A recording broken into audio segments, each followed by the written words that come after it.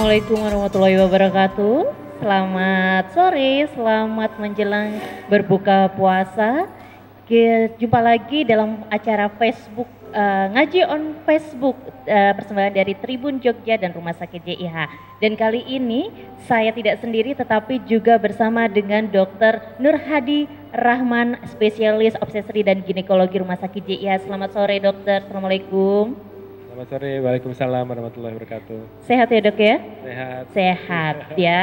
Dan juga tema hari ini sangat menarik bagi kita wanita yang hamil dan sedang berpuasa. Dan topiknya adalah apakah boleh nih ibu-ibu hamil ya, bumil ini berpuasa ya. Nah selengkapnya kita akan buka dengan Dokter Adi. Gimana nih dok? Temanya tentang puasa bagi ibu hamil, apakah diperbolehkan atau tidak? Silakan Dokter Adi. Ya, terima kasih Noni. Ya, jadi sebenarnya ibu hamil itu tidak berbeda dengan ibu-ibu lain yang sedang tidak hamil ya. Kenapa? Karena sebenarnya kehamilan itu adalah suatu hal yang normal atau fisiologis. Hampir semua wanita itu pasti akan mengalami apa yang namanya kehamilan ya. Jadi tentu boleh seorang ibu hamil itu berpuasa, tapi tentu ada kiat-kiatnya atau trik-triknya supaya dalam sehari-harinya itu tidak merasa lemas atau malah jadi uring-uringan karena asupan makanan yang kurang ataupun jadi mengganggu kondisi kehamilannya itu sendiri. Jadi ada beberapa hal nih yang harus diperhatikan ya. Beberapa hal yang harus diperhatikan. Yang pertama kan sebenarnya perintah Allah di Al-Quran Al-Baqarah 183 ya. Itu adalah kutiba alaikumus syiyam. Jadi disuruh siam gitu ya. Nah siam itu bukan berarti hanya puasa dalam arti menahan makan dan minum. Tapi juga di sana ada berarti harus bisa menahan diri untuk tidak melakukan hubungan seksual gitu ya. Okay. Itu jadi konteksnya adalah semuanya itu. Jadi sebenarnya ibu hamil itu sebenarnya sudah dianggap kalaupun tidak berpuasa nggak apa-apa karena memang diberikan keringanan. Okay. Tapi apabila seorang ibu hamil itu memang sanggup, ya tidak apa-apa dijalani tadi ya. Asalkan tadi tidak hanya berhenti makan minumnya, tapi juga tadi ya tetap bugar, tetap bisa beraktivitas, jadi tidak mengganggu aktivitas sehari itu diperbolehkan. Oke, baik. Ada beberapa dari ibu hamil yang merasakan kalau awal dari puasa karena sekarang sudah nggak sendiri ya dok ya, jadi sudah berbadan dua gitu ya. Nah ada masalah asam lambung begitu. Nah ini bagaimana saat udah niatnya puasa, kemudian asam lambung ini muncul. Nah, dari sudut pandang dokter Adi sebagai obstetri ini gimana tuh dokter? Ya, jadi sebelum ke asam lambung mungkin kita bisa melihat makanan-makanan apa saja dulu ya yang sebaiknya disarankan untuk ibu hamil. Nah, itu dengan kita mengenali makanan-makanan ibu hamil yang bisa bertahan lama atau membuat badan tetap fit selama berpuasa, mungkin kondisi asam lambung itu nanti bisa dihindarkan. Diminimalisir gitu ya. Nah, jadi yang terpenting untuk ibu hamil terutama yang pertama adalah ketika sahur. Nah, ketika sahur itu ada beberapa hal yang penting, yaitu yang pertama tentu kalau bisa sahurnya itu diakhirkan. Jadi mendekati waktu-waktu mau imsak dipepetkan gitu ya. Dipepetkan mendekati waktu imsak. Nah, terus ada beberapa makanan yang memang bisa membuat lapar itu menjadi tidak cepat muncul. Yaitu ada beberapa yang mengandung karbohidrat kompleks seperti tidak menggunakan nasi putih yang biasa, tapi menggantinya dengan umbi-umbian, ubi dengan kentang gitu ya. Terus nasi merah itu akan membuat rasa lapar itu akan mundur. Jadi akan tidak mudah terasa lapar. Berarti kenyangnya lebih tahan lama lebih gitu ya? Tahan lama. Dan kemudian juga bisa dengan menambah, tentu yang terpenting adalah protein ya. Protein seperti dari baik dari daging maupun dari telur ya, itu sangat baik. Dan juga sayur-sayuran. Serat itu juga menahan makanan untuk berada lebih lama, sehingga rasa lapar itu juga berkurang. Jadi banyak makan sayur. Yang sebaiknya memang dihindari adalah makanan-makanan bersantan, ataupun mengandung lemak tinggi pada saat sahur. Gorengan ya, gitu ya. Sebaiknya memang dihindari. Nah, terkait dengan asam lambung tadi yang disampaikan oleh Mbak Noni, ya memang karena hormon ya, sebenarnya ada ibu hamil yang memang sudah bawaannya dia memang punya sakit mah sehingga asam lambungnya meningkat. Tapi ada juga yang baru muncul saat kehamilan. Nah itu asam lambung yang meningkat itu bisa diproteksi dengan pemberian obat-obatan untuk mengurangi produksi asam lambung dan juga melapisi lambung supaya asam lambung itu walaupun keluar tapi tidak merusak atau melukai lambungnya itu sendiri. Itu bisa ditambahkan tentunya pada saat sahur itu bisa diminum untuk obat yang tentunya itu aman untuk ibu hamil. Oke, siap dokter. Ini kita menyapa dulu nih para pemirsa yang sudah langsung di Facebook ya. Salam hangat selalu untuk Pak Fauzi Rahardian Yusuf yang begini. Dokter mau nanya nih, apakah ada batasan usia kandungan ketika ibu hamil mau berpuasa? Misalnya usia kehamilan bulan ke-7 nggak boleh puasa kah? Seperti itu. Kemudian dari Hadi Junaidi, Bapak Hadi Junaidi Salim. Bagaimana dengan vitamin begitu ya? Apakah puasa kemudian sudah ada vitamin itu sudah cukup atau bagaimana dokter? Seperti itu. Jadi yang pertama tentang ada mitos-mitos, ada waktu-waktu tertentu di mana ibu hamil itu tidak boleh berpuasa. Gitu ya? Jadi kesemuanya itu sebenarnya kembali kepada ibu hamilnya. Jadi misalnya pada trimester pertama atau dari awal mulai hamil sampai sekitar 3 bulan, itu kan ada sebagian ibu hamil yang mual muntahnya hebat. Tapi ada juga yang sampai 3 bulan juga biasa-biasa aja, ada masalah gitu ya. Nah jadi itu yang mungkin itulah yang bisa jadi pertimbangan kira-kira akan mampu untuk puasa atau tidak. Begitu juga ketika usia kehamilan 7 bulan ke atas di mana kandungan semakin besar itu kadang-kadang jadi nggak enak, makan nggak enak, ini nggak enak, jadi keluhan banyak yang muncul lagi di atas 7 bulan. Sebenarnya itu tergantung masing-masing juga, kalau misalnya memang sanggup ya nggak apa-apa dijalani gitu. Tapi kan ada juga yang dari awal sudah mendengar dari teman-temannya apa 7 bulan nggak boleh puasa padahal sebenarnya kuat gitu ya. Saya nggak puasa karena memang katanya nggak boleh katanya, tapi sebenarnya asalkan bisa mengukur diri nih dan merasa sanggup, kenapa tidak gitu untuk berpuasa. Baik. Kemudian masalah tadi dokter asam lambung, apa kabar Bu Rizky Arista ya? Dokter, obat untuk mengurangi asam lambung yang aman untuk ibu hamil apa ya? Dan 9 bulan kehamilan apakah boleh berpuasa? Ya, jadi kembali ke sebenarnya saya coba ke kebutuhan ibu hamil dulu ya. Jadi sebenarnya harus dipegang secara prinsip adalah bahwa ibu hamil itu bukan berarti makan menjadi 2 kali lipat loh gitu ya. Karena sebenarnya kebutuhan kalori yang dibutuhkan itu hanya sekitar 10-15% lebih banyak daripada ibu yang tidak hamil, porsi yang tidak hamil.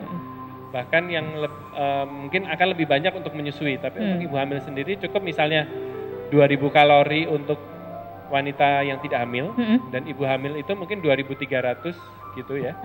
Nah itu artinya kan sebenarnya penambahan makannya tidak banyak. Penambahan makannya tidak banyak, sehingga seharusnya kalau semua normal, mau 7 bulan, mau 9 bulan, terus mau kehamilan yang masih awal-awal kehamilan, ya nggak apa-apa sebenarnya. Kalau asalkan tadi ya mampu aman itu, semua, gitu ya. Asalkan memang tidak ada keluhan ya. Keluhan-keluhan yang tidak diperbolehkan untuk ibu hamil ini kayak apa dokter? Yang jadi catatan saat kita konsultasi ini, yang tidak boleh dan straight ini tidak boleh berpuasa, itu ada keluhan tertentu kah atau seperti apa dokter?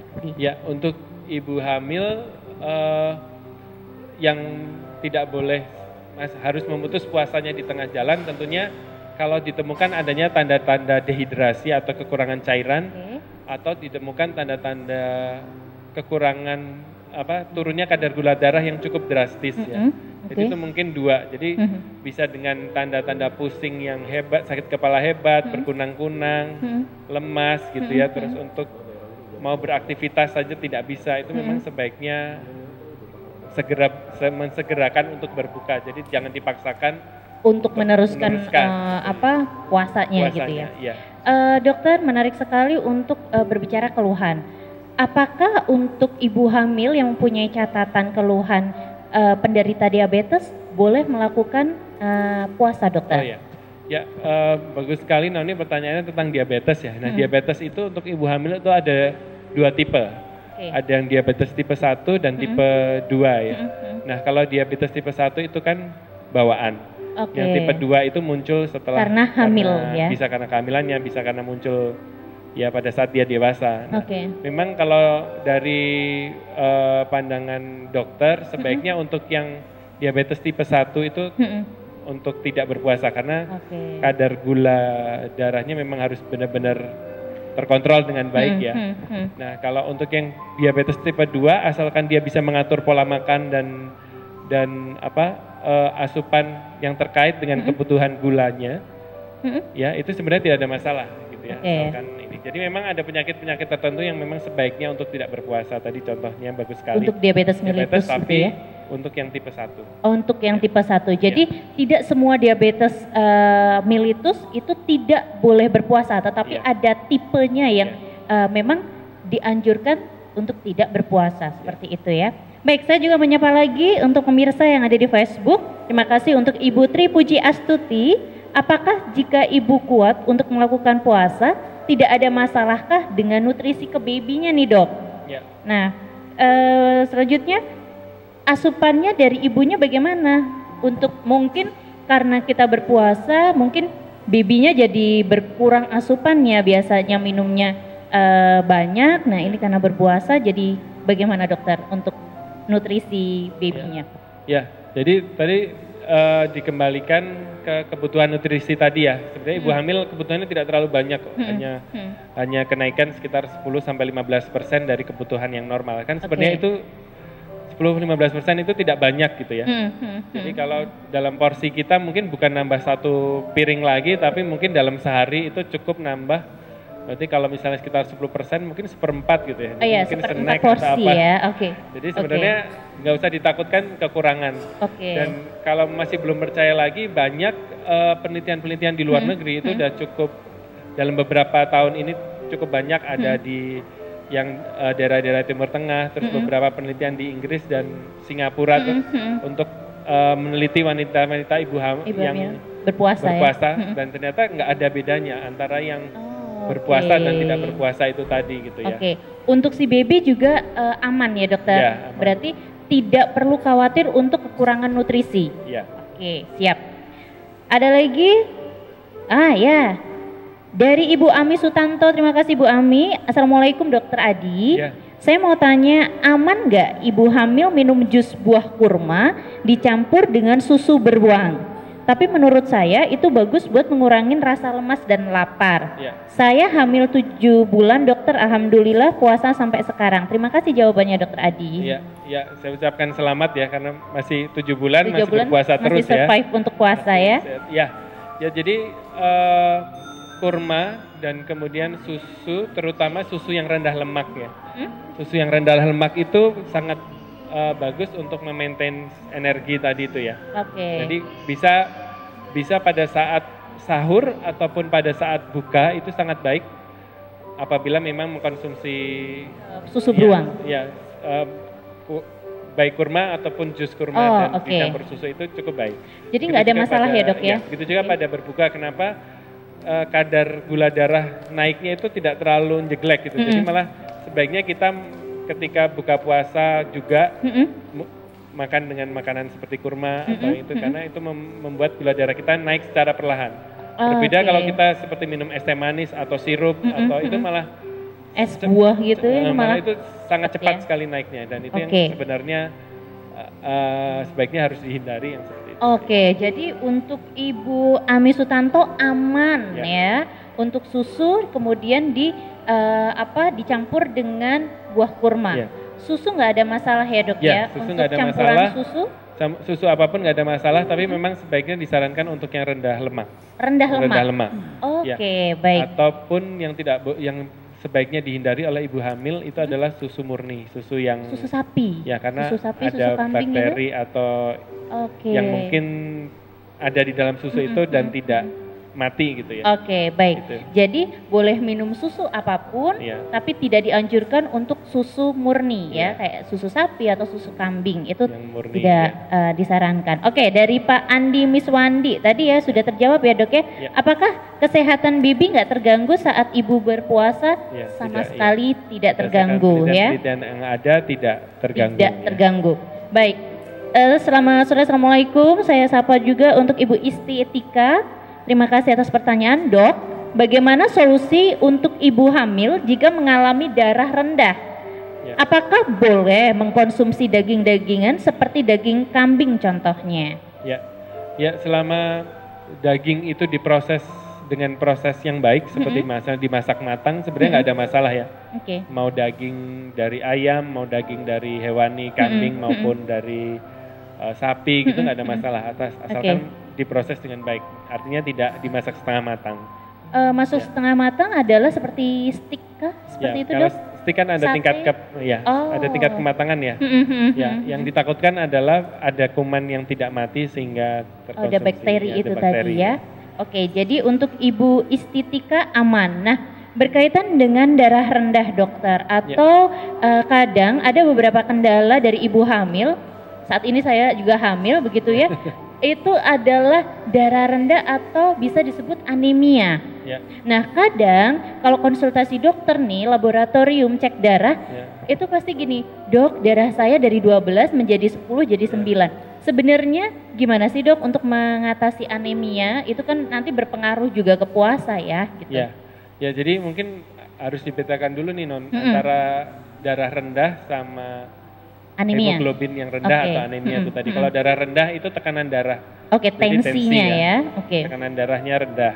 Nah, kalau yang anemia itu tadi itu adalah kadar hemoglobin yang rendah. Kadar hemoglobin yang rendah itu berkaitan dengan oksigen di dalam darah yang mungkin itu bisa baik untuk janin, untuk mensuplai oksigen janin sehingga dan juga ibu juga supaya tidak cepat capek gitu ya.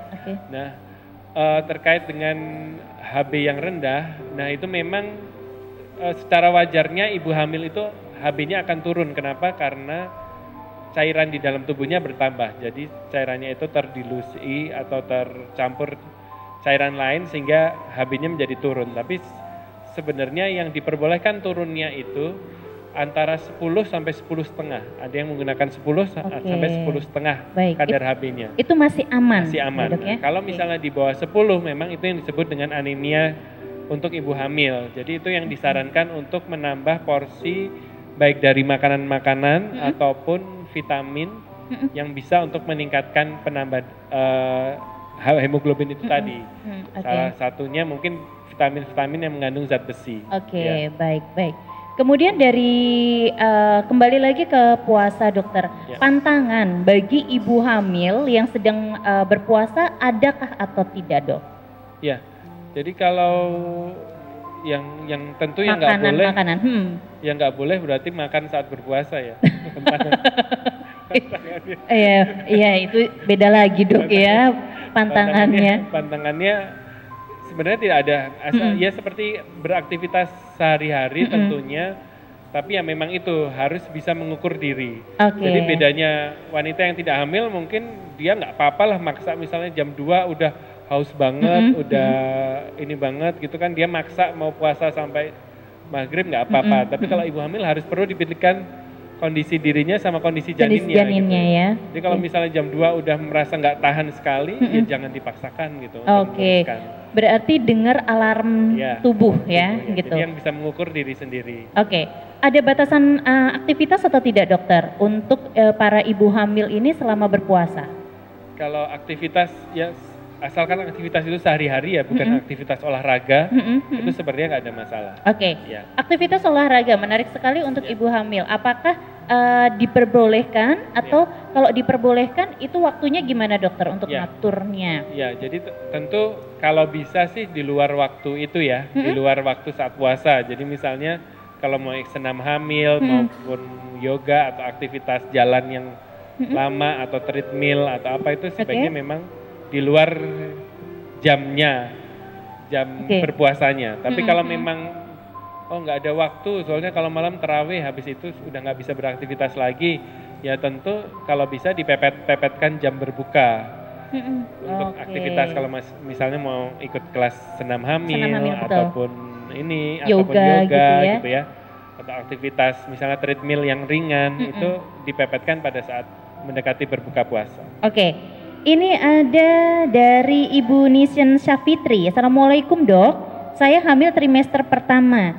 Sebenarnya saya kepingin banget puasa, tapi saya sering mual dan lemas serta berkunang-kunang. Padahal waktu ditensi saya normal.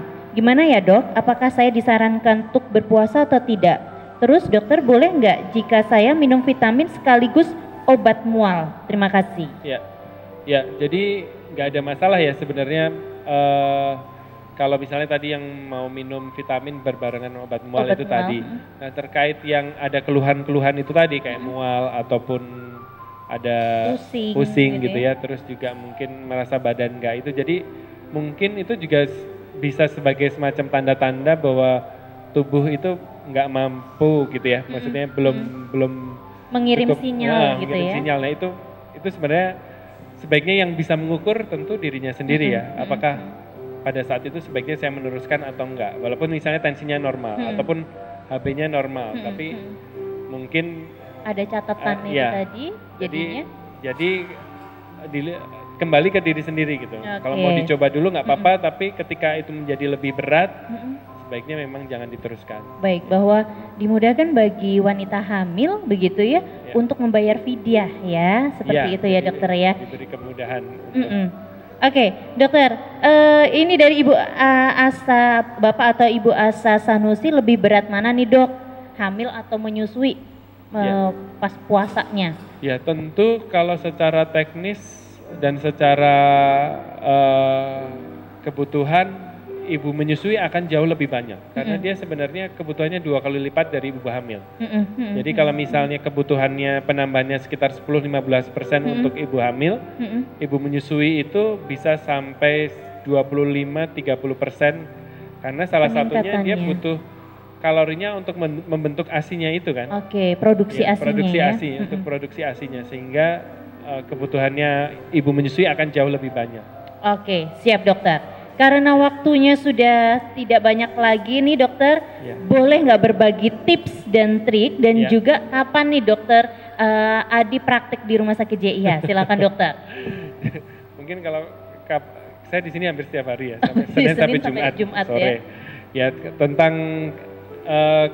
tentang ibu hamil yang berpuasa itu tadi tentu tadi ya boleh asalkan tadi bisa mengukur diri sendiri kemampuannya seperti apa. Nah tentu juga jenis-jenis makanan apa saja yang dikonsumsi baik pada saat sahur maupun berbuka. Pada saat sahur tentunya tadi yang disarankan yang karbohidratnya kompleks kalau bisa, jadi kentang, kemudian tadi ada umbi-umbian, kemudian juga kentang, umbi-umbian, terus juga nasi merah gitu ya, itu beberapa yang bisa, terus kemudian juga sayur-sayuran, dan juga jangan lupa protein dari telur maupun dari hewani seperti daging ataupun dari ikan juga bisa. Nah itu juga bisa dikonsumsi dan jangan lupa tadi yang mungkin tertinggal banyak minum air putih ya. Iya betul. Tetap 3 liter ya dok? Iya, 2,5 sampai 3 liter sehari kalau bisa ya lebih banyak pada saat sahur dan juga nanti bisa pada saat berbuka. Dan tentu tadi mepet waktu-waktu imsak untuk saat sahurnya. Tapi kalau pada saat berbuka tentunya jangan balas dendam ya. Jadi tadi kalau bisa bertahap, gunakan makanan-makanan manis yang memang dia menaikkan gula darah secara bertahap. Salah satunya kurma itu tadi, ya jus kurma boleh, mau dicampur dengan susu juga boleh. Ya, jadi tetap tetap bisa bertahan dan semangat untuk puasanya ya. Contohnya banyak yang ibu hamil dari segala macam usia kehamilan itu bisa survive berpuasa itu banyak. Betul. Jadi tetap mindsetnya, sugestinya tetap positif untuk menghadapi puasa dan tidak ada kendala untuk baby-nya ya dok ya. Dan juga Dr. Nur Hadi Rahman, spesialis obstetri dan ginekologi Rumah Sakit JIH, prakteknya setiap Senin sampai dengan Jumat jam 5 ya dok ya? Sampai jam 8. Kalau puasa mulainya setengah 4 sampai setengah 6. Kalau pas puasa berarti 30 hari ke depan, ini setengah 4 sampai dengan setengah 6 sore. Jadi langsung ketemu dengan Dokter Adi, konsultasikan permasalahan dan juga mitos dan fakta boleh atau tidak wanita hamil berpuasa atau hal-hal yang lain, begitu ya. Terima kasih sekali sudah menyaksikan Ngaji Sehat on Facebook bareng Tribun Jogja dan Rumah Sakit JIH dan juga bersama Dr. Nur Hadi Rahman. Terima kasih dokter waktunya dan ini mau visit lagi ya. Kita ketemu Senin depan ya dengan topik yang tentunya lebih menarik lagi. Wassalamualaikum warahmatullahi wabarakatuh. Waalaikumsalam warahmatullahi wabarakatuh.